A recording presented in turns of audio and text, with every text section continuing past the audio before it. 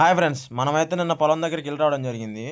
మన పొలంలో అయితే నీళ్ళు ఉన్నాయో లేవో చూద్దామని పొలానికి వెళ్తే నీళ్ళు అయితే 3 కేళ్ళు అస్సలు లేవు. ఎందుకంటే మనమైతే మడవ పెడితే అమ్మటే వేరే వాళ్ళు వచ్చి తీసేస్తున్నారు కాబట్టి, మనం మడవ పెట్టిన తర్వాత పారేదాకా ఉండకపోతే ఇప్పుడు నీళ్ళు అందరూ కూడా నీళ్ళు ఫుల్గా ఉంచాలని చెప్పేసి ఎవరు మనం మడవ పెడితే అమ్మటే తీసేస్తారు. నీళ్ళు అమ్మటే ఎందుకు ఫుల్గా ఉండాలంటే ఫ్రెండ్స్, మనం నాటి 15 రోజులు 20 రోజులు అవుతుంది కాబట్టి నీళ్ళు ఫుల్గా లేకపోతే ఈ విధంగా ఎండిపోయి కలుపు ఎక్కువగా పడుతుంది ఫ్రెండ్స్. మనం చూసారా, మన కాయలు అయితే అస్సలు నీళ్ళు లేవు. ఈ విధంగా నీళ్ళు కానీ లేకపోతే కలుపు ఎక్కువగా పడుతుంది.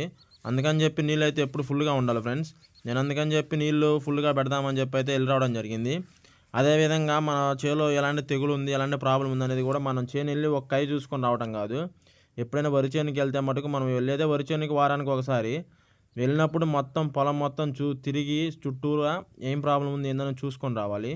మన పొలంలో అయితే ఎర్రతెగులు ఎక్కువగా ఉంది ఫ్రెండ్స్, ప్లస్ జింక్ లోపం ఉంది, ప్లస్ పురుగు కూడా ఉంది. నేను ఈ రెండింటికి కలిపి BASF కంపెనీ వారిది ఎర్రతెగులకి వచ్చేసరికి పాలిరామ్ స్ప్రే చేద్దాం అనుకుంటున్నాను. అదేవిధంగా పురుగుకి వచ్చేసరికి నాగా 505 సఫెక్స్ కంపెనీ వాళ్ళు తీసుకురావడం జరిగింది. ఈ రోజైతే స్ప్రే చేయాలి. మందు స్ప్రే చేయడానికి కుర్రోళ్ళు వస్తామన్నా మందు తెచ్చుకో కొడతామన్నారు. నేను సరే కదా అని ఈరోజు మార్నింగ్ డ్యూటీకి వెళ్ళి వస్తా మందు తీసుకొచ్చాను. నేను రావడానికి 1 గంట లేట్ అయింది. వచ్చేసరికి వాళ్ళైతే ఏరే వాళ్ళ చేనులో మందు కొడతా వెళ్ళిపోయారు. సరే అని చెప్పి రేపు కొడతామన్నారు ఫోన్ చేస్తే.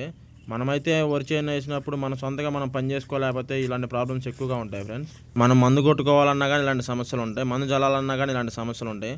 ఏదైనా కానీ పని మన సొంతగా మనం చేసుకోగలిగితేనే ఏదైనా కానీ పని సక్సెస్ అవుతుంది ఫ్రెండ్స్. Thank you friends. జై జవాన్ జై కిసాన్.